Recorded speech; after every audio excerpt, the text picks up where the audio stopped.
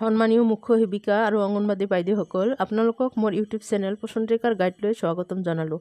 বাইদেউসকল, ইতিমধ্যে ভালেকেইটা আপডেট হৈ গ'ল পোষণৰেখাৰ, আৰু আপোনালোকে ইতিমধ্যে ভালেখিনি অসুবিধাও ফিল কৰি আছে বা ধৰিব পৰা নাই পোষণৰেখাটো অহা প্ৰব্লেমবিলাক কেনেকৈ ছল্ভ কৰিব পাৰি। আহকচোন অকণমান আলোচনা কৰি লওঁ। মই প্ৰথমে মোৰ মোবাইলত পোষণৰেখাৰ এপছটো অ'পেন কৰি ল'ম। অ'পেন কৰি লোৱাৰ পিছত ইয়াত ওপৰতে চাওক লিখা আছে, এইখিনি ঠাইত ইয়াতে লিখা আছে যে you are away from your Anganwadi centre, please select a reason for being away. আপুনি অংগনবাদী চেণ্টাৰৰ পৰা দূৰত থকাৰ কাৰণটো লিখিব লাগে, আৰু মানে এতিয়া distance from anganwadi centre 13.8 kilometres. মানে আমাৰ অংগনবাদী চেণ্টাৰৰ পৰা মই এতিয়া 13.8 কিলোমিটাৰ দূৰত আছোঁ। এইটো ডিটেক্ট হৈ গৈছে। মই যিহেতু আমাৰ এইবিলাক মেপিং কৰা আছিলে ইতিমধ্যে, গতিকে সেইখিনি হৈ আছে। এইটো মই এতিয়া ৰিজনটো লিখি দিব লাগে যে মই কি কাৰণত এই অংগনবাদী চেণ্টাৰৰ পৰা ইমান দূৰত আছোঁ। আৰু তলতে ইয়াতে চাওক চিলেক্ট বুলি লিখা আছে। ইয়াত চিলেক্টত মানে এইখিনি ঠাইত মই যেতিয়া ক্লিক কৰি দিম, ক্লিক কৰি দিয়াৰ পিছত কিন্তু ৰিজন কিছুমান আহিব যে মই কি কাৰণত ইমান দূৰত আছোঁ। সেই ৰিজনটো লিখি দিয়াৰ পিছতহে মই চেণ্টাৰ অ'পেনিং কৰিব পাৰিম। মই সেইখিনি আপোনালোকক কৰি দেখুৱাইছোঁ যে ৰিজনত কি লিখা আছে। মই এই চিলেক্টৰ কাষতে থকা কাৰত ক্লিক কৰি দিলোঁ। ইয়াতে চাওক লিখা আছে আই এম অন লিভ, মই ছুটীত আছোঁ।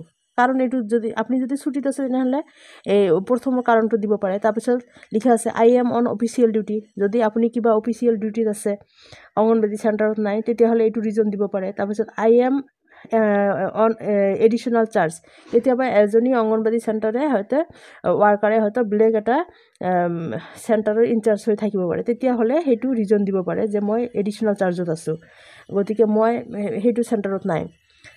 তাৰপিছত আৰু এটা ৰিজন আছে network unavailable at the AWC, যদি AWCত নেটৱৰ্ক নাই তেতিয়াহ'লে এইটো কাৰণ আমি দিব পাৰিম। গতিকে এইকেইটা কাৰণ দেখুৱাইহে মই মোৰ চেণ্টাৰ অ'পেন কৰিব পাৰিম। এতিয়া মই ইয়াৰ যিকোনো এটা কাৰণ ইয়াতে দিব লাগিব, তাৰপিছতহে মই এতিয়া আই এম অন লিভ, এইটোত মই I am on official duty, মই এইটোত ক্লিক কৰি দিলোঁ। ক্লিক কৰি দিয়াৰ পিছত এতিয়া চাওক AWC কোড এইটো লিখা আছে। এতিয়া মই এই অ'পেনত যেতিয়া ক্লিক কৰি দিম, অ'পেনত ক্লিক কৰি দিলোঁ, তাৰপিছত ইয়াতে কনফাৰ্মেশ্যনত অ'কে মাৰি দিলে মোৰ চেণ্টাৰ অ'পেন হৈ যাব। গতিকে মই এতিয়া চেণ্টাৰটো অ'পেন কৰি দেখুৱাইছোঁ। মই এতিয়া চেণ্টাৰ অ'পেন কৰাৰ পিছত আকৌ চাওক ইয়াতে লিখা আছে, মোৰ কিন্তু এটেণ্ডেঞ্চ অহা নাই। ইয়াতে আপোনালোকে দেখাই পাইছে যে মোৰ এটেণ্ডেঞ্চ অহা নাই, আৰু এইখিনি ঠাইত লিখা আছে চিলড্ৰেনছ গ্ৰুপ ফটো। চিলড্ৰেনছৰ গ্ৰুপ ফটো দিয়াৰ ক্ষেত্ৰত হয়তো আপোনালোকে বহুত অসুবিধা পাইছে। হয়তো আপোনালোকে ফটো কেপচাৰ কৰিছে কিন্তু মোবাইলে ছাপোৰ্ট কৰা নাই, হয়তো নেটৱৰ্ক নাই, বা বাৰে বাৰে ছাবমিট কৰাৰ পিছতো ছাবমিট লোৱা নাই। এনেকুৱা বিভিন্ন ধৰণৰ অসুবিধা হয়তো ইতিমধ্যে আপোনালোকে পাইছে। এই অসুবিধাসমূহ থাকিলে আপুনি ফটো কেপচাৰ কৰিব লাগিব নে নাই, বা যদি ফটো কেপচাৰ কৰিব নোৱাৰে তেনেহ'লে কি কৰিব লাগিব। আপুনি ফটো কেপচাৰ মানে দিবই লাগিব, ফটো দিবই লাগিব নে নিদিলেও চলিব, এইবিলাক সম্পৰ্কে আহকচোন অকণমান আলোচনা কৰোঁ। মই এতিয়া ইয়াতে চাওক চিলড্ৰেনছ ফটো গ্ৰুপ ফটো, মই ইয়াতে ক্লিক কৰি দিলোঁ। ক্লিক কৰি দিয়াৰ পিছত এনেকুৱা দেখুৱাই আছে, আপোনালোকে যেতিয়া ক্লিক কৰিব এনেকুৱা আহিব। ইয়াতে চাওক প্ৰথমৰ লাইনত সৰু সৰু বাচ্চাখিনি আছে, তাৰ পিছফালে অকণমান ডাঙৰ, তাৰ পিছফালে অকণমান ডাঙৰ, এনেকৈ ধুনীয়াকৈ শিশুবিলাকক বহাই লৈ আমি ফটো কেপচাৰ কৰিব লাগিব। আৰু এই ফটো লোৱাৰ ক্ষেত্ৰত যাতে লাইট থাকে, তাৰপিছত ছাঁ পৰি নাথাকে, এজনৰ ওপৰত আনজনৰ যাতে মুখখন ঢাক খাই নাথাকে, এনেকুৱা ক্লিয়াৰ হ'ব লাগিব। আৰু আপোনালোকে তেনেকেই ফটো ল'ব লাগিব। আৰু তলফালে আপোনালোকে যেতিয়া চাব, তলফালে চাওক কিছুমান ডিৰেকশ্যন দিয়া আছে, আৰু ফটো দিয়াৰ লগে লগে কিছুমান চাওক, কিছুমানত ৰাইট চিন দিয়া আছে, কিছুমানত ক্ৰছ চিন দিয়া আছে, এনেকৈ দিয়া আছে। আপোনালোকে এইবিলাক চাই ল'ব যে কেনেকৈ ফটো হ'ব লাগে। মই লাষ্টৰ ফটোখন দেখুৱাব খুজিছোঁ। লাষ্টৰ ফটোত চাওক আপোনালোকে যে ইয়াত কিমান ধুনীয়াকৈ বাচ্চা শিশুখিনি বহি আছে, আৰু ওপৰত যিটো দেখুৱাইছে তাতে চাওক ইয়াতে বাচ্চা মানে পিছফালৰ বাচ্চাটো মুখখন ভালকৈ দেখা পোৱা নাযায়, এনেকুৱা হৈ আছে। গতিকে এনেকুৱা হ'ব নালাগে। গতিকে শিশুখিনিক আপোনালোকে ধুনীয়াকৈ তেনেকৈ বহাই লৈ তাৰপিছত প্ৰচিড বুটামত ইয়াতে ক্লিক কৰি দিব। ক্লিক কৰি দিয়াৰ পিছত আপোনাৰ কেমেৰা অন হৈ যাব। অন যোৱাৰ পিছত আপুনি ফটো ল'ব পাৰিব এতিয়া ইয়াতে লিখা আহিব হোৱাইল ইউজিং দ্য এপ ইয়াতে ক্লিক কৰি দিয়াৰ পিছত কেমেৰাটো যেতিয়া অন হৈ যাব তেতিয়া আপুনি ফটো ল'ব ইয়া মই ফটো লৈছোঁ লোৱাৰ পিছত ইয়াতে তলত চাওক লিখা আহিছে কেপচাৰ এগেইন যদি ভাবে আপোনাৰ ফটোখন ঠিক হোৱা নাই তেনেহ'লে কেপচাৰ এগেইন কৰি আকৌ আপুনি ফটো ল'ব পাৰিব আৰু যদি ঠিকই আছে তেনেহ'লে কাষতে থকা সাবমিট বুটামত ক্লিক কৰি দিলে ফটোখন সাবমিট হৈ যাব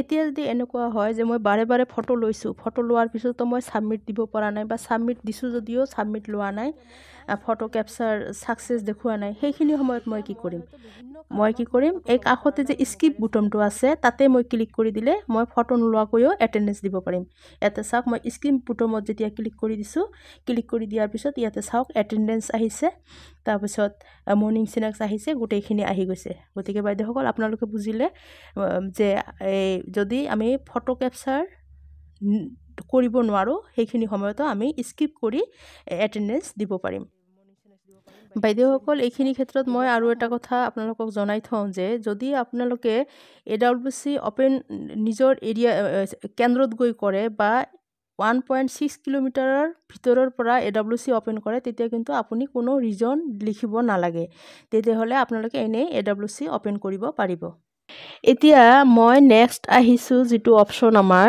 সেই বিকলাংগৰ কাৰণে যিটো অপশ্যন আছে সেইটোলৈ গৈছোঁ মই হোম পেজত গৈছোঁ ইয়াতে আপোনালোকৰ যিবিলাক বেনিফিচিয়াৰিজ আছে এতিয়া 0 to 6 months আছে 6 months to 3 years বা 3 years to 6 years আমাৰ যিবিলাক চিলড্ৰেনছ আছে এতিয়া ধৰিলোঁ 6 months to 3 years মডেলতো মই ক্লিক কৰি আপোনালোকক দেখুৱাইছোঁ যে এগৰাকী বেনিফিচিয়াৰি যদি আমাৰ বিকলাংগ হয় নিশ্চয় আপোনালোকে ধৰিব পাৰিছে বিকলাংগ যদি হয় তেতিয়াহ'লে আমি কি কৰিব লাগিব এইটো নতুন অপশ্যন এটা দিছে ইয়াতে নিউ ৰেজিষ্ট্ৰেশ্যনত গৈ আমি যেতিয়া শিশুগৰাকীৰ পুৰা ডিটেইলছ ইয়াতে ফিল আপ কৰিলোঁ এইখিনি আপোনালোকে গোটেইখিনি জানে লাষ্টত ইয়াতে চাওক লিখা আছে এইখিনি ঠাইত চাওক আপোনালোকে লিখা আছে is the child divyangjan by the CMO office or medical authority বা CMOৰ দ্বাৰা এই শিশুগৰাকীক বিকলাংগ হিচাপে ঘোষণা কৰা হৈছে নেকি যদি ঘোষণা কৰা হৈছে তেনেহ'লে কি কৰিব লাগিব আৰু যদি কৰা হোৱা নাই তেনেহ'লে কি কৰিব লাগিব ইয়াতে চাওক যদি হয় তেনেহ'লে আমি কি কৰিব লাগিব নো বুটামত ক্লিক কৰি দিব লাগিব আৰু যদি হয় তেনেহ'লে আমি কি কৰিব লাগিব এই কাষতে যে ইয়েছ বুটামটো আছে সেই ইয়েছ বুটামত আমি ক্লিক কৰি দিব লাগিব ইয়েছ বুটামত মই যেতিয়া ক্লিক কৰি দিলোঁ ইয়াতে চাওক তলত লিখা আহিছে if yes specially the type of divyangjan যদি হয় তেনেহ'লে টাইপ ইয়াতে লিখা আছে কোনটো হয় এতিয়া মুভমেণ্টত প্ৰব্লেম নে মেণ্টেল হয় নে সিং মানে দেখাত প্ৰব্লেম হয় নে হিয়াৰিঙত প্ৰব্লেম হয় নে স্পিকিঙত প্ৰব্লেম হয় কোনটো প্ৰব্লেম হয় তাতে এটা সিলেক্ট কৰি ল'ব লাগিব লোৱাৰ পিছত আপোনালোকে জানে যদি কোনো এগৰাকী শিশু বিকলাংগ হয় সিহঁতৰ মেডিকেল এছেছমেণ্ট কৰাৰ পিছত এখন চাৰ্টিফিকেট পায় আৰু এই চাৰ্টিফিকেটখনেদি UDID কাৰ্ড এটা পায়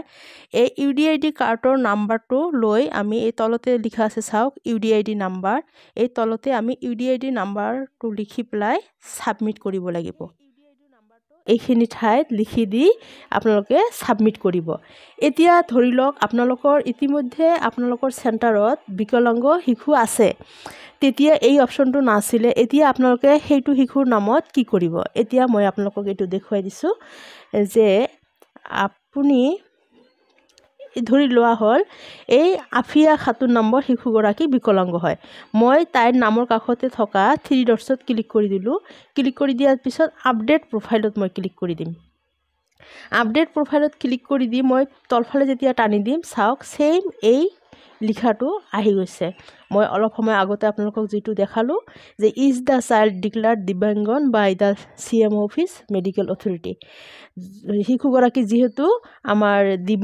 কি বিকলাংগ হয় মই ইয়েছত ক্লিক কৰি দিম ক্লিক কৰি দিয়া if this is specify the type of divyang ইয়াতে মই ধৰিলো মুভমেণ্ট লৰচৰ কৰিব নোৱাৰে খোজ কাঢ়িব নোৱাৰে এনেকুৱা তাৰ পিছত ইয়াতে UDID নাম্বাৰটো মই লিখি দি সাবমিট যেতিয়া কৰি দিম তেতিয়া কিন্তু সেই শিশুগৰাকী দিব্যাংগন হিচাপে কি হ'ব সাবমিট হ'ব গতিকে বাইদেউসকল আপোনালোকে নিশ্চয় ধৰিব পাৰিলে যে আমি এতিয়া পোষণ ট্ৰেকাৰ অপেন কৰাৰ ক্ষেত্ৰত যিটো প্ৰব্লেম হয় ফটো কেপচাৰিঙৰ সেইটো কেনেকৈ সলভ কৰিম, প্লাছ আমি এই দিব্যাংগ শিশুগৰাকীক কেনেকৈ ইয়াতনো কি কৰিম, ডিটেক্ট কৰিম বা নামটো ইয়াতে ভৰাম দিব্যাংগ হিচাপে।